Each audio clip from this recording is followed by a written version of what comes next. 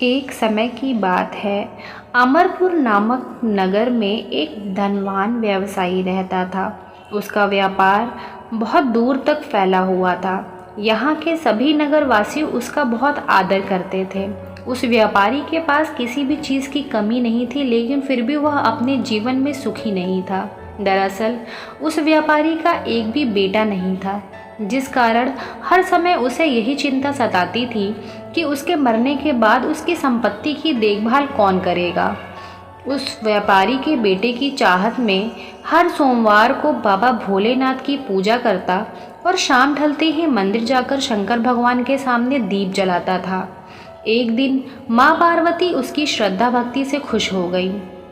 उन्होंने बाबा भोलेनाथ से उस व्यापारी की इच्छा पूरी करने के लिए प्रार्थना की। इस पर भगवान शिव ने कहा, इस दुनिया में हर किसी को उसके कार्यों के आधार पर फल मिलता है। भगवान शंकर के समझाने पर भी पार्वती जी नहीं मानी। वह लगातार बाबा भोलेनाथ से यही कहती रही कि उस व्यापारी की इच्छा पूरी कर दीजिए।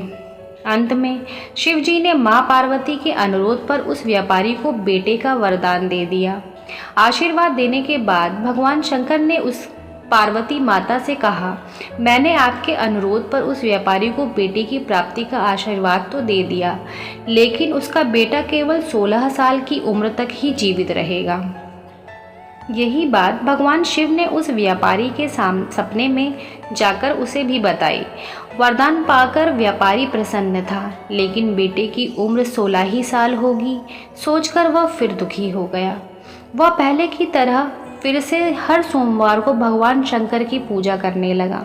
कुछ महीने बीतने के बाद उसके घर में एक बच्चे ने जन्म लिया जो बहुत सुंदर था। उसका नाम अमर रखा गया। बेटे के जन्म के साथ ही व्यापारी के घर में खुशियां छा गईं। बेटे के जन्म की खुशी में एक समारोह भी रखा गया। इस जश्न के माहौल में व्यापारी अभी भी दुखी था। हर समय उसे यही डर लगा रहता कि उसका बेटा अधिक दिनों तक जीवित नहीं रह सकेगा। धीरे धीरे समय बीतता गया और उसका बेटा अमर 12 साल का हो गया। एक दिन व्यापारी ने अपने बेटे को अपनी पत्नी के भाई दीपचंद के साथ पढ़ाई के लिए बनारस भेज दिया। वाराणसी जाते समय रास्ते में जहाँ भी अमर और दीपचंद आराम करने के लिए रुकते, वहाँ वो यज्ञ और ब्राह्मणों के लिए भोजन की व्यवस्था करते जाते थे। कुछ दूर जाने के बाद अमर और दीपचंद एक नगरी पहुँचे। यह नगर के महाराज की बेटी चंद्रिका की शादी थी, जिसके लिए पूरे नगर को दुल्हन की तरह सजाया गया था। ठीक उसी समय बारात भी आ गई। इस बारात में लड़के के पिता परेशान थे, क्योंकि उसके बेटे की एक आंख खराब थी। उन्हें डर था कि अगर लड़की वालों को यह बात पता चल गई तो वह शादी तोड़ देंगे। तभी उसकी नज़र अमर और दीपचंद पर पड़ी। लड़के के पिता के मन में तुरंत ये ख्याल आया कि क्यों न अमर को दूल्हा बनाकर शादी के मंडप में बैठा दिया जाए। एक बार जब उसका विवाह राजकुमारी से हो जाएगा तो फिर उसके बाद उसे कुछ पैसे देकर वहाँ से विदा कर देंगे और फिर राजकुमारी और अपने बेटे को अपने घर ले आएंगे। लड़के के पिता ने बिना देरी किए दीपचंद से इस बारे में बात की और धन का प्रस्ताव रखा।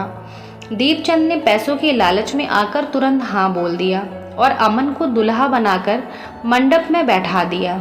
यहाँ राजा ने राजकुमारी का कन्यादान कर विवाह संपन्न कराया और बहुत सारी संपत्ति के साथ अपनी बेटी को विदा किया। शादी के बाद जब अमर वहाँ से लौट रहा था तो उसे लगा कि झूठ बोलना सही नहीं है। उसने राजकुमारी चंद्रिका के दुपट्टे पर सारी सच्चाई लिख दी थी। अमर ने लिखा, प्रिय राजकुमारी चंद्रिका, तुम्हारे साथ छल हुआ है।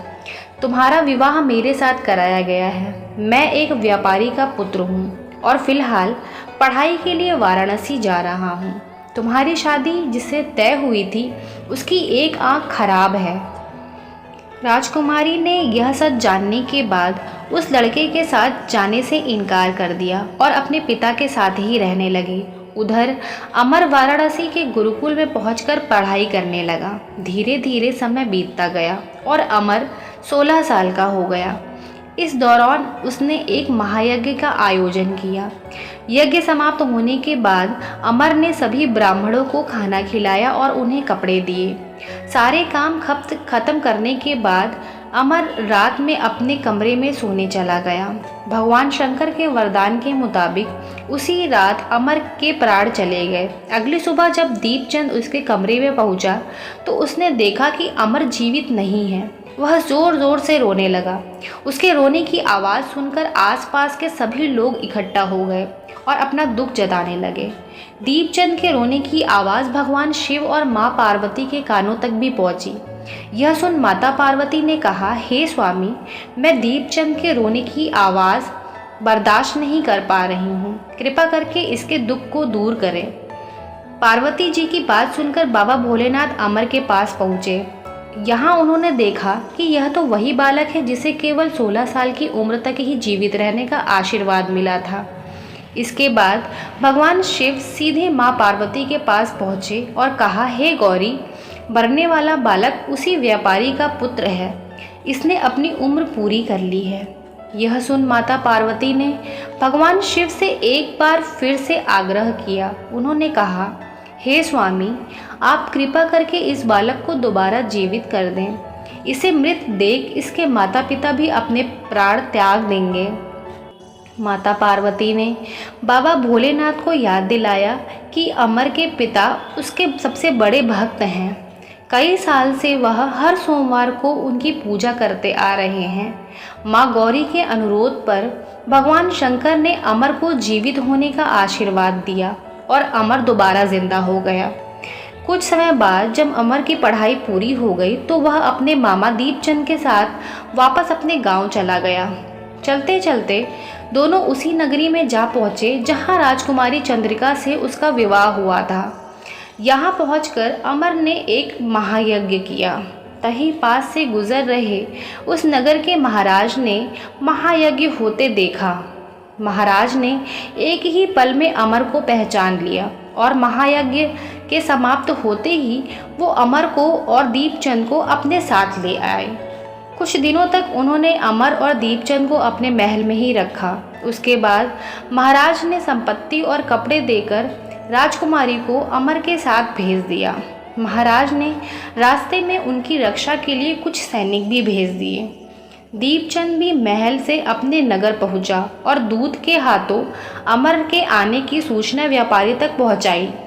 व्यापारी को जैसे ही पता चला कि उसका बेटा 16 साल की उम्र के बाद भी जीवित है तो वह बहुत खुश हुआ। दरअसल व्यापारी और उसकी पत्नी दोनों ने खुद को एक कमरे में बंद कर लिया था। वह बिना कुछ खाए पिए अपने बेटे का इंतज़ार कर रहे थे। दोनों ने यह प्रण लिया था कि अगर उन्हें अपने बेटे की मौत की खबर मिलती है तो वह भी अपनी जान दे देंगे। दूत की बात सुनकर व्यापारी और उसकी पत्नी नगर के अन्य लोगों के साथ अपने बेटे के स्वागत के लिए नगर के गेट के पास पहुँचे। यहाँ उसे पता चला कि उसके बेटे की शादी एक राजकुमारी से हुई है। वह दोनों साथ में आए तो उनकी खुशी दुगनी हो गई। बेटे और बहू दोनों का स्वागत उन्होंने काफ़ी धूमधाम से किया। उसी रात एक बार फिर से बाबा भोलेनाथ व्यापारी के सपने में आए और कहा, मैं तुम्हारी भक्ति से खुश हूँ। हर सोमवार को तुम मेरी पूजा करते हो, इसलिए मैंने तुम्हारे बेटे को लंबी उम्र का वरदान दिया है। भगवान शिव की यह बात सुनने के बाद व्यापारी बहुत खुश हुआ। बेटे का जीवन वापस मिलने के बाद व्यापारी हर सोमवार को भगवान शिव की आराधना करता रहा। इससे शिव पार्वती दोनों की ही कृपा व्यापारी के घर में बनी रही। ये शिव कथा आपको अगर अच्छी लगी हो तो आप इस वीडियो को लाइक और शेयर करें और ऐसी ही कथाएं सुनने के लिए मेरे चैनल को सब्सक्राइब करें। इस कहानी को सुनने के लिए आपका बहुत बहुत धन्यवाद।